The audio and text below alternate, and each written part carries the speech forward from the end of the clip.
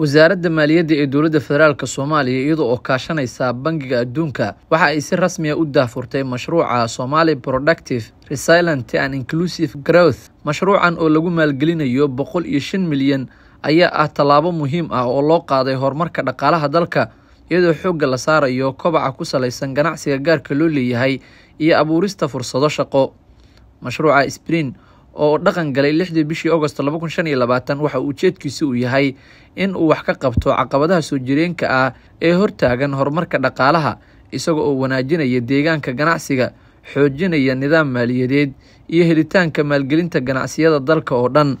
Ujeedada mashruucan horumarineed ee Spring waa in la abuuro deegaan uu ganacsiga gaarka loo leeyahay ku kobci karo. Mashruucu waxa uu ka shaqeynayaa fududeynta nidaamyada iyo sharciyeynta ganacsiyada, casriyeynta kaabayaasha maaliyadeed, isla markaana la kordhiyo helitaanka deynta iyo adeegyada kor u qaadista ganacsiyada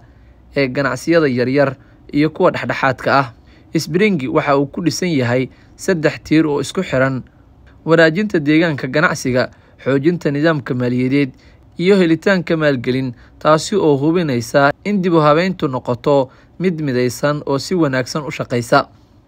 Mashruuca Spring waxa hogaaminaysa wasaaradda maaliyadda iyada oo loo marayo qaybta hirgelinta mashruucyada, waxaana la shaqeynaya hay'adaha qaranka ee muhiimka u ah dib u habeynta dhaqaalaha sida Bangiga Dhexe ee Soomaaliya oo ka shaqeeya dib u habeynta muhiimka ah oo nidaam maaliyadeed ah, xarunta la dagaalanka lacag dhaqista oo xoojinaysa nidaamka gargaara oo horumarinaysa maalgelinta, neera oo hirgelinaysa aqoonsiga dhijitaalka ee qaranka, iyo wasaaradda ganacsiga iyo warshadaha oo tayeynaysa nidaamka diiwaangelinta ganacsiga. Iskaashigan hay'adaha badan waxa uu dhisayaa aasaas dhaqaale oo adag, hufan, isla markaana u fudud ganacsatada Soomaaliyeed. Mashruucu waxa uu horseedi doonaa faa'iidooyin ballaaran oo ay ka mid yihiin in ganacsatada cusub ay helaan nidaam fudud oo ay si dhaqso leh ku heli karaan diiwaangelinta ganacsiyadooda, halka ganacsiyada yaryar iyo kuwa dhexdhexaadka ay heli doonaan maalgelin, adeegyo maaliyadeed iyo taageero xirfadeed oo u oggolaanaya in ay kobcaan. Muwaadiniintu waxay ka faa'iideysan doonaan hirgelinta aqoonsiga dhijitaalka ah, taasi oo u oggolaanaysa inay si buuxda uga qayb qaataan dhaqaalaha rasmiga ah iyo helitaanka adeegyada maaliyadeed.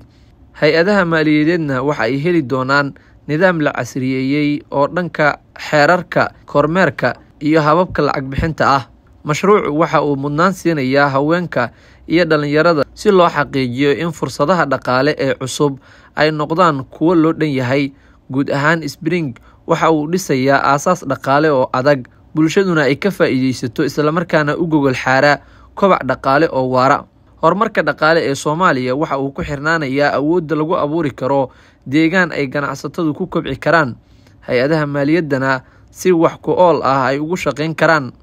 halka ganacsatada iyo hal-abuurayaashu ay heli karaan kheyraadka ay u baahan yihiin si ay u guuleystaan. Mashruuca Spring waxa uu si cad u taageerayaa himilooyinkan isaga oo bixinaya dib u habeyn, adeegyada dhisaya mustaqbalka dhaqaale iyo adeegyo dhisaya mustaqbal dhaqaale oo xooggan, hufan, una furan dhammaan shacabka Soomaaliyeed. Internet Plus waa adeeg ay macaamiishu ka heli karaan internet fiber ah, ku hadal iyo IPTV ula socda receiver ay ku jiraan in ka badan 4,000 oo kanaal. Internetka guryaha ku shubo $25 oo hel internet xawaarihiisu yahay 20 megabyte per second iyo 200 oo daqiiqo oo ku hadal gudaha ah, ama ku shubo $30 oo hel internet xawaarihiisu yahay 30 megabyte per second iyo 200 oo daqiiqo oo ku hadal gudaha ah. Internetka xafiisyada ku shubo $50 oo hel internet xawaarihiisu yahay 55 megabyte per second iyo 400 oo daqiiqo oo ku hadal gudaha ah, ama ku shubo $90 oo hel internet xawaarihiisu yahay 110 megabyte per second iyo 700 oo daqiiqo oo ku hadal gudaha ah.